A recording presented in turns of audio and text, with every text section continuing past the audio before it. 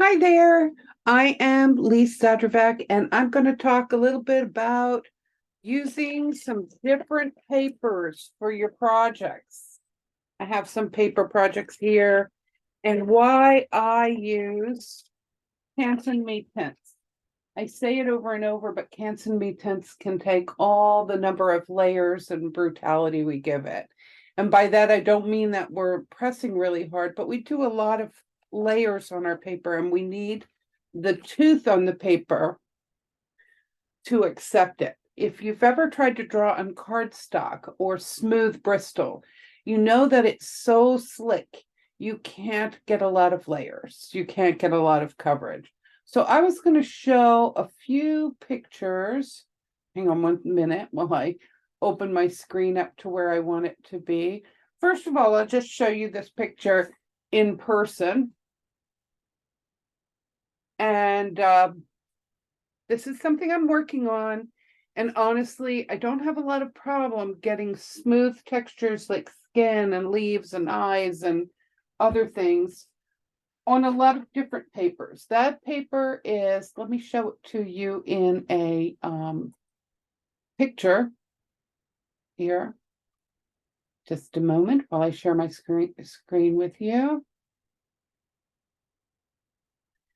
I don't have a lot of trouble getting smoothness. You may see in this picture a lot of the lines showing up. This is not Canson MiTeintes. This is a by Legion Stonehenge vellum in this tan paper. I like it. It feels like velvet. When I felt it in the store, I felt like, oh wow, I really want to draw on this paper. But I don't know because I have had some issues with it. So I'm going to show you a few other things. One thing is fur. This paper is not the best for fur, and I'm going to show you a little comparison. Whoopsie. Okay, so here's my princess puppy. Excuse me, I know I'm sharing a whole messy screen for you. And here's a fox. They're about the same size picture. I did that, oops, sorry. The fox just wants to move around.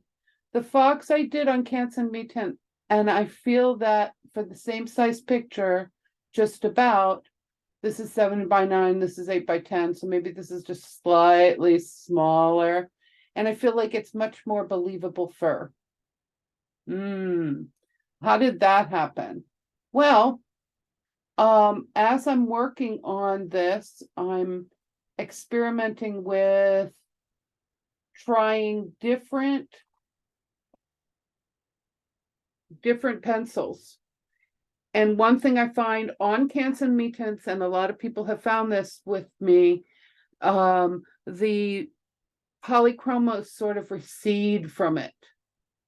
And so luminance, excuse me, Caran d'Ache, not the luminance, luminance does what it does on any paper, but the Pablos are nice and just a little less soft than the Prismacolors, and they're pretty good. But I'll come back to this picture like a day later, and I feel like some of the colors I've put down have receded, leaving it with a feeling of these obvious lines, which, you know, it's still a good picture, not upset with it. It's also very soft paper. So when we use our slice tool, it's easy to damage. Another one that was easy to damage was the Fabriano paper that I used for this dog.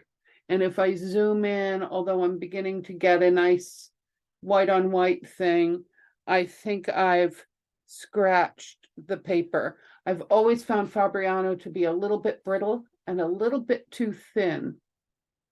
Whereas the Stonehenge vellum is nice and thick and it has a beautiful feel on both sides. One side a little more than the other, so you can choose your side. a beautiful feeling of tooth. Tooth is that feeling of like, ooh, I feel the paper fibers. It's not bumpiness. That's warp and whelp of the paper, like a watercolor paper has that sort of like bumpiness to it. So then I tried to work on, let's see. Let me go to another picture.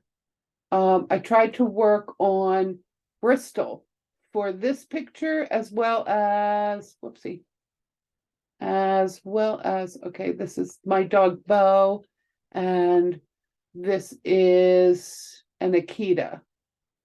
And I did them on vellum. The first thing about vellum is, Bristol vellum, not Bristol smooth. The first thing about Bristol is it's almost impossible to keep clean. And the other thing is, you have to, on both of them, you'd have to get up real close to the original to really see how much work was done. I think you can begin to see in this area, if I zoom in, between the slice marks and the colored pencil work, how much work was done. And then it's very hard to keep clean. And though it's nice and thick, and it seems to take that pressure and all of that, it's not as toothy to keep the layers, to go many layers. It doesn't have enough tooth, is what I'm trying to say. I'm sorry, I get confused. What am I trying to say here? Now I'm going to go back a little bit to another folder and tell you that I have another video, and I'll attach it at the end of this, where I was working on alternative surfaces, because it was suggested to me that I try to work on a surface that doesn't have to be kept under glass, that would be preferable to collectors. So I tried on wood, and I tried on canvas, I tried on encaustic board. Encaustic board was really hard. I mean, it did take the wax, but it was a really hard surface. Wood is nice, especially birch. If you can get that in a cradle board, that's fun to work on. Canvas works, and then you can varnish it and work on it and expose it, just like you would a painting on canvas. The reason we're keeping our pictures on under glass is really because the surface we're working on is paper. Now, I did this tutorial with Cynthia Knox, and unfortunately I am so sorry, it was with Barbara Tolston.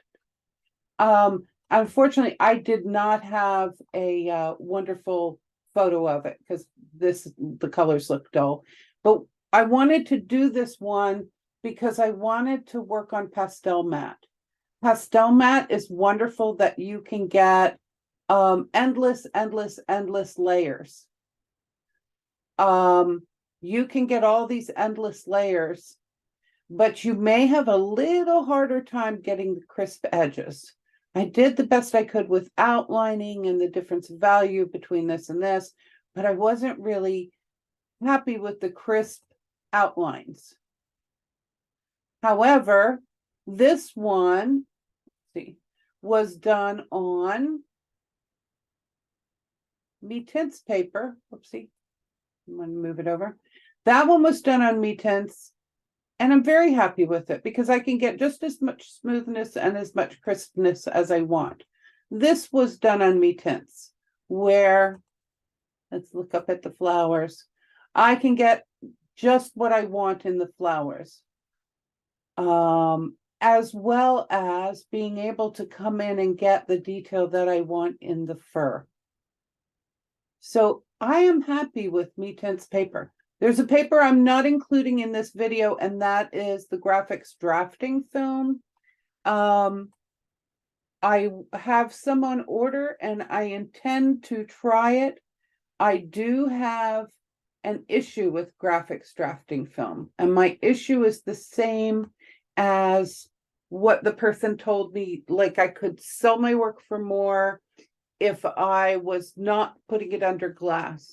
It was a really crazy conversation, but they actually said some of these collectors who spend like $25,000 for a piece, they don't want someone to walk into their home or their corporation and see the piece on the wall and think it's print. And under glass, unfortunately, it's kind of an American thing.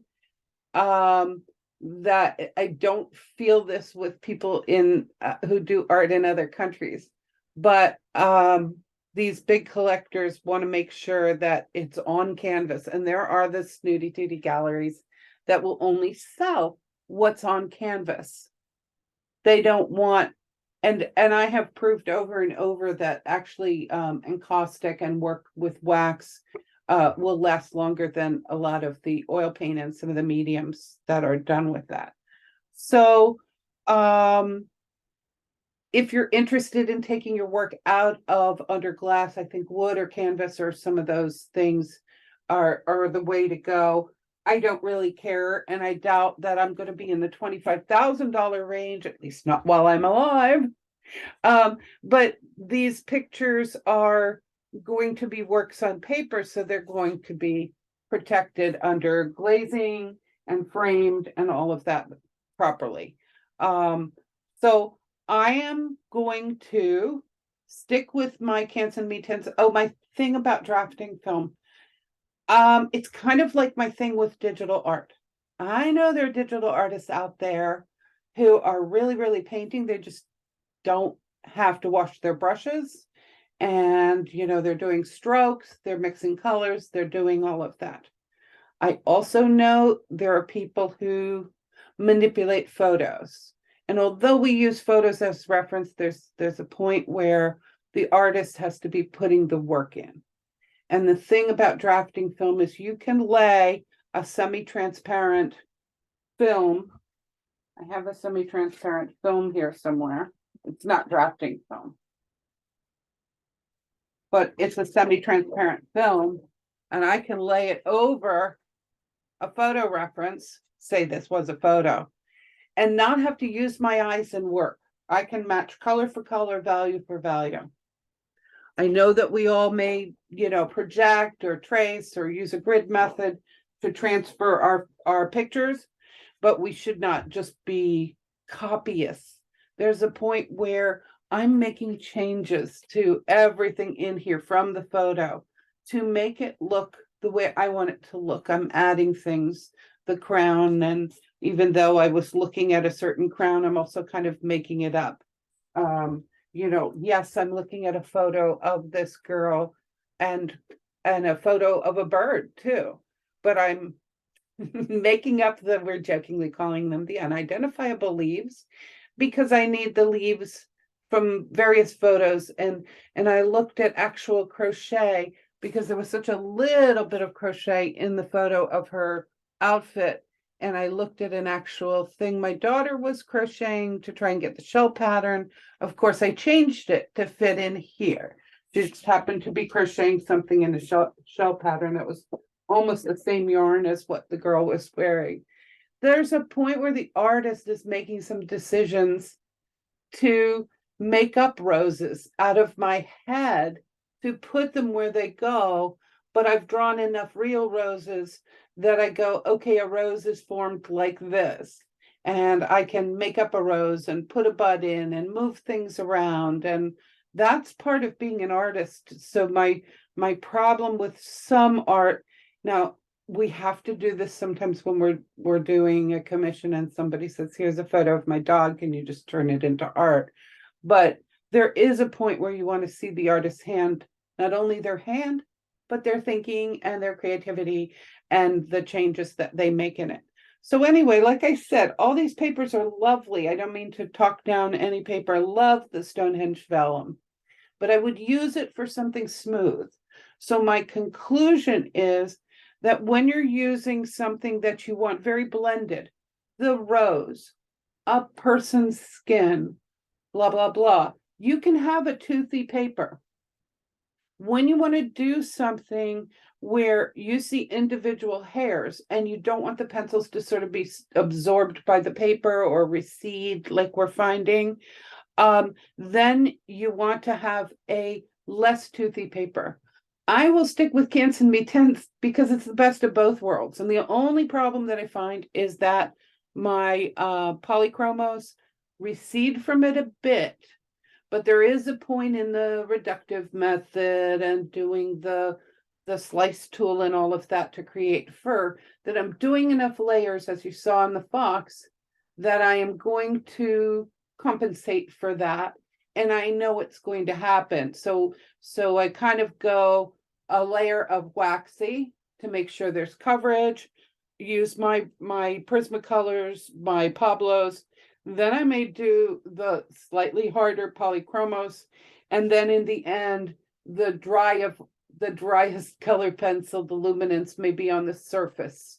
I don't hard and fast do that, but if I'm going to use those pencils, I might use them in those layers so that between all the reductive and the slicing and the whatever to create fur. But I need a paper that will take that and not be overly soft, overly toothy, and just toothy enough to take all the layers, but also strong enough that I can use all my tools and build those layers.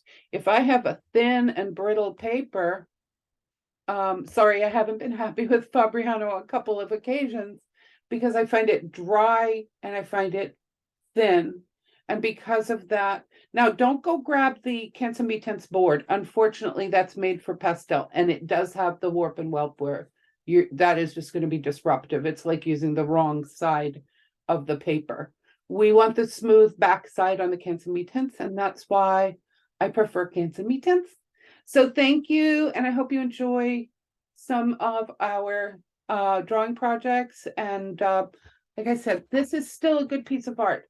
Always be, happy with where you are and what you worked with. I would say if I were to do it over or the next time I draw it, I will definitely do the fur on the Canson MiTeintes. For other things, I can rotate around, try some other papers. Find the paper you like. I have students who totally are pastel matte crazy, and they will just only use pastel matte. I have others who are doing, work on the drafting film, and I'm leaving the jury out on that one. That'll be my next video on surfaces, and I'll link at the end of this the one where I was doing boards and canvases and caustic boards, so you can hear about that. Join our classes, go to leasearts.com and go to the classes page and join us for some fun drawing. Thank you.